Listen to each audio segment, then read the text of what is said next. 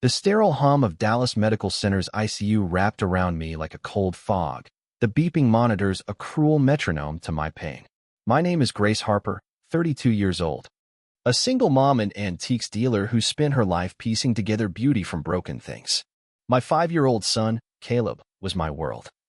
His laughter the glue that held me together after his father left us 3 years ago.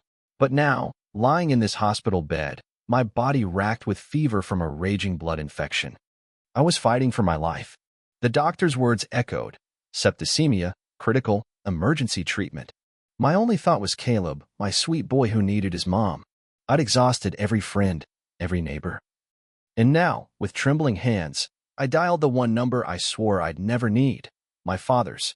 The phone rang twice before his gruff voice answered, familiar yet distant, like a memory I tried to bury. "Grace, what is it?" "I'm busy." Busy.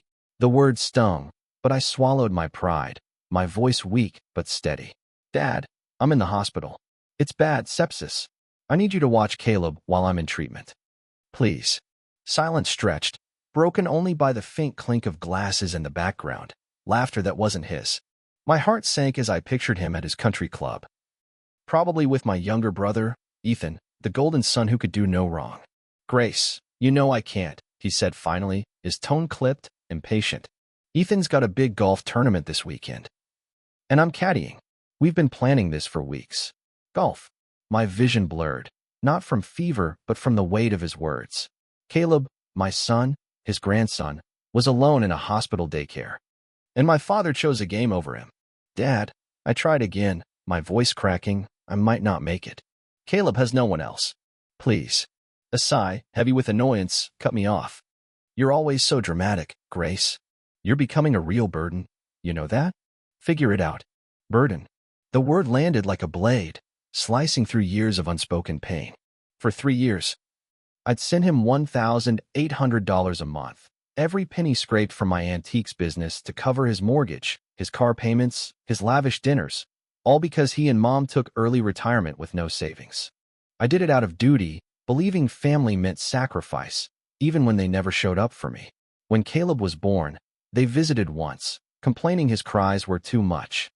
When I rebuilt my life after my ex walked out, they barely noticed, too busy praising Ethan's law degree.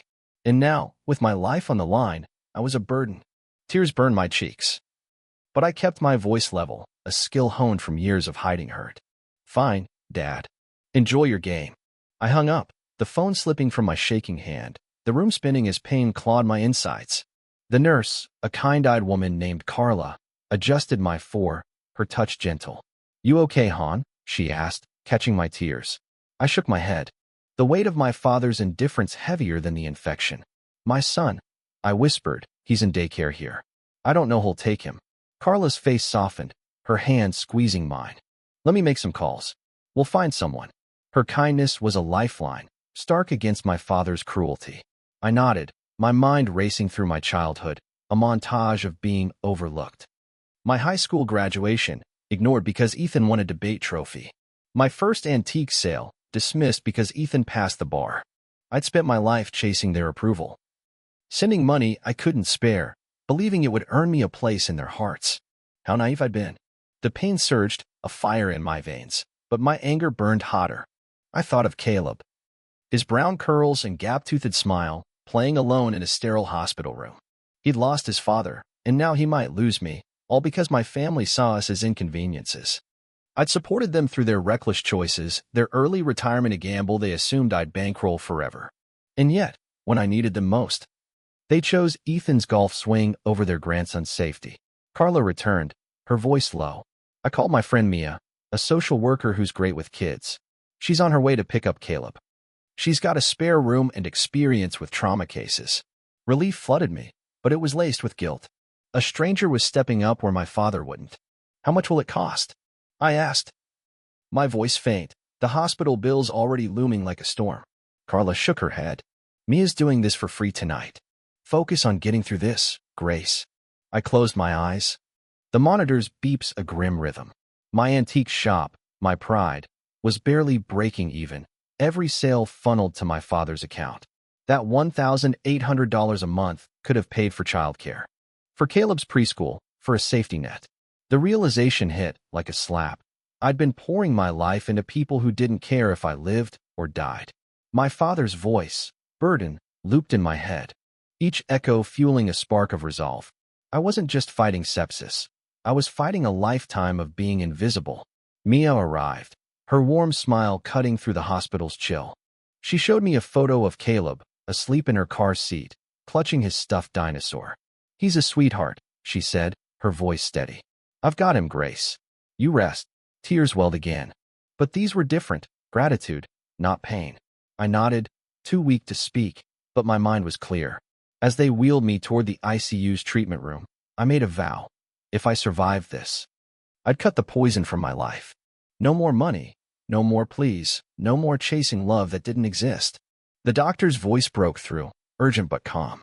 "Grace, we're starting antibiotics and fluids. It's serious, but you're strong." Strong. I clung to the word, picturing Caleb's face, Mia's kindness, Carla's care. My father's rejection was a wound, but it was also a wake-up call. I'd been their ATM, their afterthought, but no more.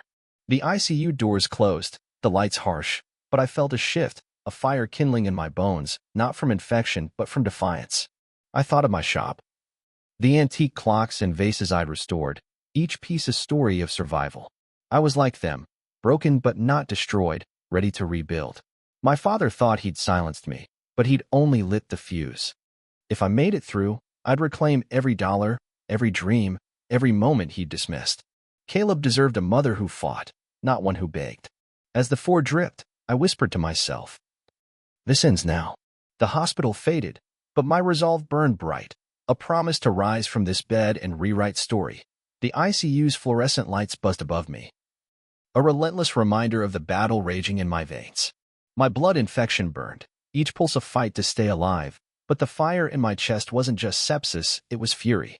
Yesterday, my father's voice had cut deeper than any scalpel, dismissing my plea to care for my 5-year-old son, Caleb, because of a golf game with my brother, Ethan. His word, burden, still echoed. A cruel echo of the $1,800 I sent him monthly, money that fueled his lavish retirement while I lay here, fighting for Caleb and myself. As the Ford dripped, I clung to the kindness of strangers, Carla, the nurse who'd called her friend Mia, a social worker now watching Caleb. Their compassion was a stark contrast to my father's indifference, and it lit a spark in me. I wasn't done yet. Morning crept into Dallas Medical Center, the city's skyline a faint glow beyond my window. My fever had eased slightly, the antibiotics kicking in, but my body felt like a war zone. Carla checked my chart, her eyes warm but worried. "You're stabilizing, Grace," she said, adjusting my pillow. "Mia's got Caleb settled at her place. He's drawing you a picture." Her words were a lifeline, easing the knot in my chest. Caleb was safe, his stuffed dinosaur probably tucked under his arm, but the thought of him waking without me twisted my heart. I needed to fight, not just for him, but to break free from the family that saw us as disposable. My phone, resting on the bedside table, lit up with a text from my father. "Call me when you're better. We'll sort this out." Sort this out. The audacity of his casual tone made my blood boil.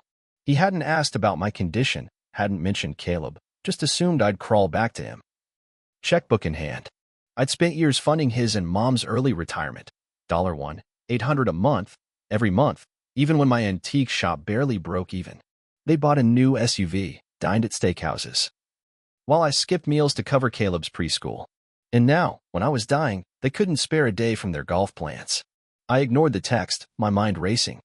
The hospital's quiet hum gave me space to think, to piece together a lifetime of being sidelined. My father had always favored Ethan, the charming lawyer whose every milestone was a family holiday. My first big sale at the shop, a 19th century clock restored with my own hands, earned a curt nod, overshadowed by Ethan's new corner office. I'd swallowed the hurt, believing my sacrifices would earn their love. But yesterday's call had shattered that illusion. They didn't love me. They loved my money. Carla returned, her voice soft. "Mia's coming by later to update you on Caleb. She's got a friend, a financial advisor, who might help with your situation." Situation. She meant my father, though she was too kind to say it. I nodded, gratitude mixing with resolve. "Can you get me my laptop?" I asked, my voice hoarse but firm. She hesitated, glancing at my but fetched it from the locker. Don't overdo it, she warned. But I was already logging into my bank account, my fingers trembling with purpose. The screen glowed, revealing the truth. $1,800, set to transfer to my father's account in 3 days. My antique shop was bleeding, the hospital bills looming, and yet I'd kept this payment automatic, a habit born of guilt. I thought of Caleb, his crayons scattered in Mia's spare room. His world hinging on me. That money could pay for childcare, for his future, not my father's golf clubs. With a click, I canceled the transfer, my heart pounding. It felt like betrayal. But it was survival. A knock on the door startled me. My father stood there, his polo shirt crisp, his face a mask of forced concern. "Grace," he said, stepping in, "you look rough." No hug. No questions about Caleb, just a glance at the monitors like they were an inconvenience. My throat tightened, but I sat up, ignoring the pain shooting through me. "What do you want, Dad?" I asked. My voice cold, a tone I'd never dared use with him. He frowned, settling into the chair beside me, his cologne sharp. "I got your message. You're upset, I get it, but let's not make this a thing. Ethan's tournament is a big deal networking, you know. I'll check on Caleb after." After. The word was a slap, and I laughed, sharp and bitter, startling him. "Caleb's fine. No thanks to you," I said. My eyes locked on his. "He's with a stranger because you couldn't miss a game. I'm the one dying, Dad, and you called me a burden." His face reddened, his charm cracking. "Don't twist this, Grace. You're always so sensitive. I've got responsibilities. Ethan's career, the club. You've got no idea what I juggle. Responsibilities." I leaned forward. Pain be damned, my voice low but fierce. "I've been paying your mortgage, your car, your life, for 3 years, $1,800 a month, while Caleb and I scrape by. Who's the burden now?" He flinched, his hands clenching, but he recovered. His tone patronizing. "You offered that money, Grace. Family helps family. You can't just pull the plug because you're mad." Mad. The word minimized my pain, my fear, my fight. I thought of Natasha. A story I'd read online about a woman who cut off her ungrateful parents. Like her, I was done begging. "I canceled the transfer," I said, watching his eyes widen. "You're on your own, Dad." His jaw dropped, his voice rising. "You can't do that. We need that money, the house, the bills." The house. Their sprawling ranch, the one they'd bought on a whim, assuming I'd cover it forever. I smiled, cold and steady, a strength I didn't know I had. "You chose Ethan's golf over your grandson. Choices have consequences." He stood, pacing, his face a mix of shock and rage. "This isn't over. Grace, you'll regret this." The door swung open, and Mia entered, her presence a quiet force. She carried Caleb's drawing, a lopsided heart with Mommy scrawled in red crayon. "Grace." "He's doing great," she said, ignoring my father's glare. "My friend, a financial advisor, can meet tomorrow to protect your accounts." Protect? The word landed, a shield against my father's greed. He stormed out, muttering about ungrateful kids, his exit a crack in the facade I'd once worshipped. Carla slipped in, checking my vitals, her eyes flicking to the door. "You okay?" she asked. Her voice low. I nodded, clutching Caleb's drawing, my resolve hardening. "I will be." My father thought he'd guilt me back, but he'd miscalculated. Mia sat beside me, her voice calm. "I checked your dad's public records. He's got a second mortgage, maxed credit cards. That $1,800 was his lifeline." Lifeline. He built his world on my sacrifice, but no more. The monitors beeped. My fever still high, but I felt a shift. I wasn't just surviving sepsis, I was shedding a lifetime of being less. Caleb deserved a mother who fought, not one who funded her own erasure. Tomorrow, I'd face the doctors, the bills, my father's wrath. But tonight, I held Caleb's drawing, my antique shop a distant dream I'd reclaim. This was my line in the sand, and I'd defend it, no matter the cost. The Dallas Medical Center's ICU smelled of antiseptic and despair, but as sunlight filtered through the blinds, I felt a flicker of strength. My septicemia was still a beast, clawing at my body, but the antibiotics were holding it at bay, and my fever had dipped. Yesterday, I'd faced my father in this very room, his smug demand for the $1,800 I sent monthly crumbling when I canceled the transfer, his rage a stark contrast to the kindness of Mia, who cared for my 5-year-old son. Caleb, and Carla, the nurse who'd become my anchor. My father's exit, spitting threats, had only hardened my resolve. I wasn't just fighting for my life. I was fighting for Caleb and the future I'd reclaim from those who'd used me. As I clutched Caleb's crayon drawing, a lopsided heart, I knew the war was far from over. Morning brought a new rhythm to the hospital, the clatter of trays and muffled voices a backdrop to my thoughts. Carla slipped in, her smile steady as she checked my four. "You're a fighter, Grace," she said, noting my chart. "Mia's bringing Caleb for a quick visit later." The thought of Caleb's curls, his shy grin, steadied my pulse, but it also sharpened my anger. My father hadn't called, hadn't texted, not even to ask about his grandson. He'd chosen Ethan's golf tournament over us, and now, with his financial lifeline cut, I braced for his next move. I'd seen his world, second mortgages, maxed credit cards, through Mia's research. He wasn't just selfish, he was desperate. My phone buzzed. Not with my father's number, but Ethan's.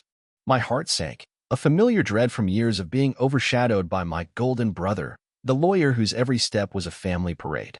"Grace, we need to talk," his text read, clipped and formal, like a summons. I stared at the screen, memories flooding back. Ethan's law school graduation, where I'd sat alone while our parents toasted him. My antique shop opening, ignored because Ethan landed a big client. I'd sent $1,800 a month to our father, believing it tied us as family, while Ethan basked in their praise, never questioning my sacrifice. Now, he was stepping into the fight, and I wasn't ready to bend.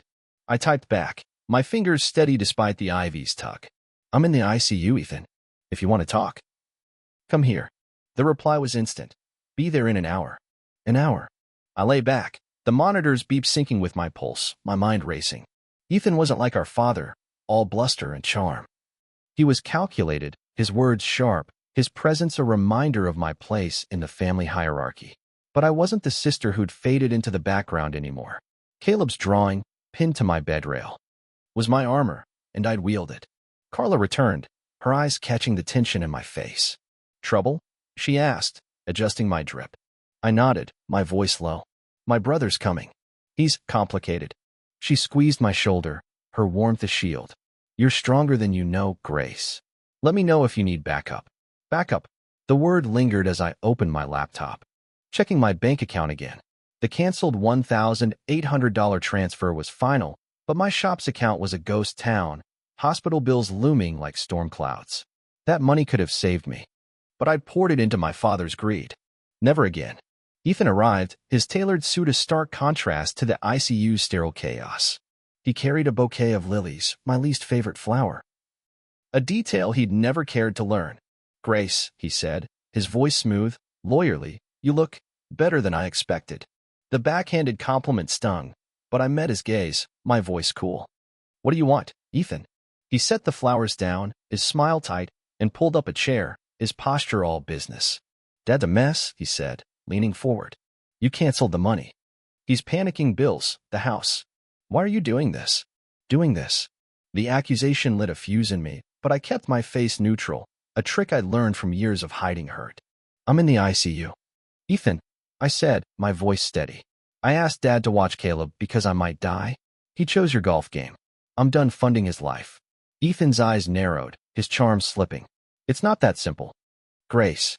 Dad's got debts, big ones. That $1,800 keeps them afloat. You can't just pull the rug out."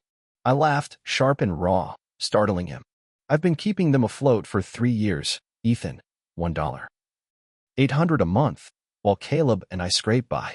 Where were you when I needed help?" "Oh, right on the fairway." His jaw clenched, his voice dropping. "Don't make this about me. You offered that money. Family helps family. Dad said you're blowing this out of proportion, and I agree. Blowing this out of proportion." The words were my father's, parroted by the son he'd crowned. I leaned forward, pain shooting through me, my voice a blade. "Caleb was alone, Ethan. Your nephew. And Dad called me a burden. You think that's family?" He shifted, uncomfortable, but rallied, his tone patronizing. "You're emotional, Grace. I get it, hospital, stress. But Dad's counting on you. If you don't reinstate the payments, they'll lose the house." Lose the house. The threat was a calculated jab. But it backfired, fueling my resolve. I thought of Natasha, The woman who'd cut off her parents after they chose a concert over her kids. Like her, I saw the truth. My family wasn't my responsibility. They'll survive, I said, my voice cold. I've been paying for their choices long enough. Maybe you should step up for once. Ethan's face darkened, his voice rising. You're selfish, Grace. Always playing the victim. Dad's right. You're a burden. Burden. The word, twice now, was a match to my fury. But before I could fire back, Mia entered, her presence a quiet storm. She carried a folder, her eyes flicking to Ethan with calm defiance. Grace, I've got news, she said, ignoring him. My financial advisor friend dug into your dad's accounts. He's been funneling your $1,800 to Ethan's law firm consulting fees. The room tilted, not from sepsis but from betrayal. Ethan froze, his face paling, his lawyerly poise crumbling. That's not true, he stammered, but his eyes betrayed him, darting to the door. I stared at him. My brother, my rival, the man I'd envied and loved. Consulting fees? I whispered, my voice venomous. You've been taking my money, too? Mia opened the folder, sliding it across. Bank statements, emails, proof my $1,800 hadn't just funded my father's lifestyle. It had padded Ethan's career. You knew? I said, my voice breaking, not with tears but with rage. You let me bleed for Dad's debts while you cashed my checks. Ethan stood, his hands raised, his voice desperate. It wasn't like that. Grace. Dad needed help, and I cut him off. My voice a roar. Get out, Ethan. You're as bad as him. He hesitated, then grabbed his lilies, his exit a scramble, leaving the folder's truth in his wake. Carla slipped in, her eyes wide. You okay? She asked, checking my monitors, my pulse racing. I nodded, clutching the folder, my resolve a fortress. I'm done with them, I said, my voice steady. Mia sat beside me, her voice firm. We can lock your accounts, Grace. They can't touch you now. Lock my accounts. The words were freedom. A shield for Caleb, for me. Ethan's betrayal was a wound, but it was also clarity. I wasn't just cutting ties. I was dismantling their empire, and I'd rise from this bed to finish it. The Dallas hospital room felt less like a cage now. The monitors beeps a steady rhythm as my septicemia retreated under the antibiotics assault. My body was healing, but my heart was a battlefield. Yesterday, Ethan's betrayal had gutted me. My brother, the Golden Son, had siphoned my $1,800 monthly payments to our father as consulting fees for his law firm, all while dismissing my fight for survival as drama. His panicked exit from the ICU, lilies in hand, was a crack in the family facade I'd once upheld. Mia's folder of bank statements and emails lay beside Caleb's crayon drawing, proof of their greed and my resolve. I was done being their ATM, their afterthought. Tonight, at Ethan's firm's annual gala, I'd turn their lies into a public reckoning, just as I learned from stories of women like Natasha, who'd faced down their betrayers with fire. The hospital discharged me that morning, my legs shaky but my spirit ironclad. Mia drove me to her apartment, where Caleb tackled me with a hug, his dinosaur toy pressed against my cheek. Mommy's back. He squealed, and I held him tight, his warmth my anchor. Mia handed me a gala invitation, slipped to her by a colleague who'd heard whispers of Ethan's fraud. Your dad and Ethan will be there, schmoozing clients, she said, her eyes sharp. It's your chance. Chance. The word sparked a plan. One I'd honed from my love of family drama stories, public exposure, raw and unyielding, like the showdowns I'd seen trending online. I'd expose their betrayal before their world. And they'd learn what happens when you cross a mother. The gala was at a downtown Dallas hotel, its chandeliers casting a golden glow over suits and sequins. I wore a black dress, simple but sharp. My hospital bracelet swapped for Caleb's drawing tucked in my purse, next to Mia's folder. My antique shop was on life support, hospital bills piling up, but I stood tall, fueled by fury and purpose. Mia's financial advisor had locked my accounts, my $1,800 safe from their grasp. I spotted my father near the bar, his laugh loud, his golf tan pristine, Ethan at his side, charming a client. Their ease, built on my sacrifice, was a match to my rage. I approached, my heels clicking like a countdown, the crowd's hum fading as eyes turned. Dad, Ethan, I said, my voice clear, cutting through their chatter. My father's smile froze, Ethan's hand tightening on his glass. Grace, my father said, his tone forced, you're out of the hospital. Good to see you. Good to see you. The lie was a slap, and I smiled, cold and deliberate. Not as good as it'll be to see you explain this, I said, pulling the folder from my purse and holding it up, its weight a weapon. The crowd quieted, sensing a storm. Ethan stepped forward, his voice low, urgent. Grace, not here. Let's talk privately. Privately. I laughed, sharp and clear, drawing gasps. Like when you took my $1,800 for consulting fees, Ethan. Or when Dad called me a burden while I was dying. My father's face reddened, his charm crumbling. That's enough, Grace, he snapped. But I pressed on, my voice rising. You funneled my money to Ethan's firm, Dad. While Caleb was alone, while I fought for my life, you spent my sacrifice on your lifestyle. A woman nearby gasped. Her phone out, filming. Ethan's client, a gray-haired man, frowned, stepping closer. What's this about, Harper? He asked, his voice stern. I opened the folder, flashing bank statements. My $1. $800 a month, meant for Dad's mortgage, went to Ethan's firm. They lied, used me, and left my son without family when I needed them most. Ethan's face paled, his voice stammering. That's not true, she's unstable, recovering from illness. Unstable. The word was a desperate jab, but it fueled me, like the drama showdowns I'd devoured online. I turned to the crowd. My voice steady. I'm Grace Harper, the sister who paid for their dreams while they bet on my silence. But I'm silent no more. My father lunged, grabbing for the folder, but Mia, who'd slipped in behind me, blocked him, her voice calm. Back off, Mr. Harper. We've got copies. Copies. The word landed, a guillotine. The client took the folder, his expression grim. We'll investigate this, he said, nodding to security. Ethan's eyes darted, his career teetering, while my father's voice broke, pleading. Grace, you're ruining us. Ruining us. I met his gaze. Unflinching. You ruined yourselves, Dad. You chose Ethan's golf over Caleb. Now face the consequences. Security approached, the crowd buzzing, phones capturing every word. My father's face crumpled. Ethan's shoulders slumping as they were escorted out, their empire of lies exposed. Mia squeezed my arm, her voice low. You did it, Grace. Did it. The words were a spark. But the fire was far from out. Back at Mia's, I tucked Caleb into bed, his dinosaur toy under his chin. My body ached, the infection's shadow lingering, but my heart was lighter. Carla texted. Galas all over social media. Ethan's firm's in damage control. I smiled, the antiques shop a distant dream I'd rebuild. My father and Ethan thought they'd guilt me back. But I'd turned their stage into my triumph, and I wasn't done yet. The Dallas skyline shimmered beyond my hospital window, a reminder of the life I'd fought to reclaim.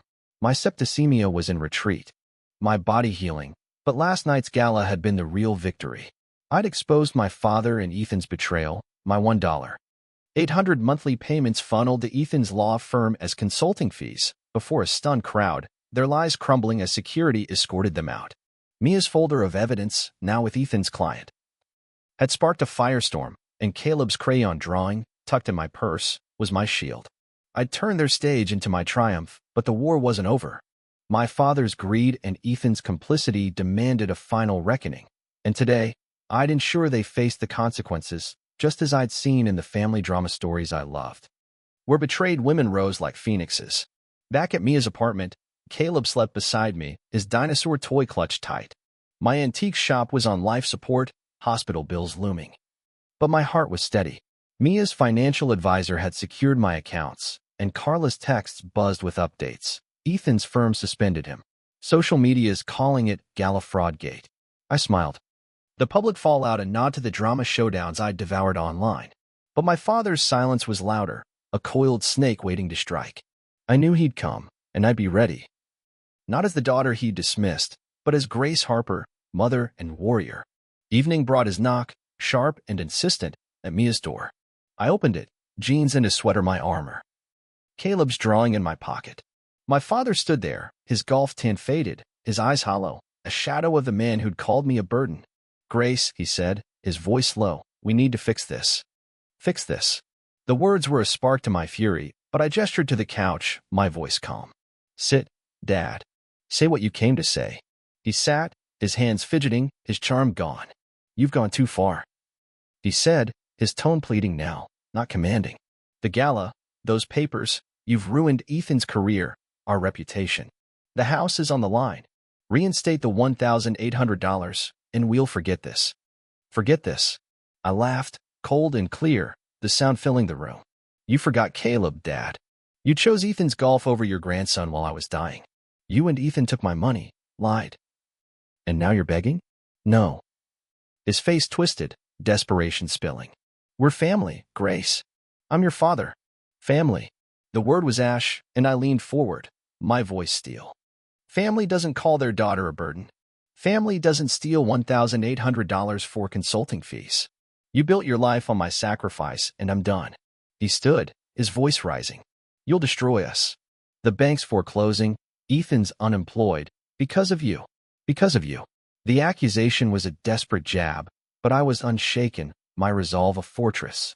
The door burst open, Ethan storming in. His suit rumpled, his eyes wild. Grace, you've gone too far, he shouted, his lawyerly poise shattered.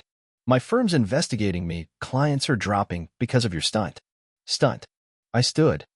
My voice ablaze. My stunt. You took my money, Ethan, while I fought for my life. You let Dad call Caleb a burden.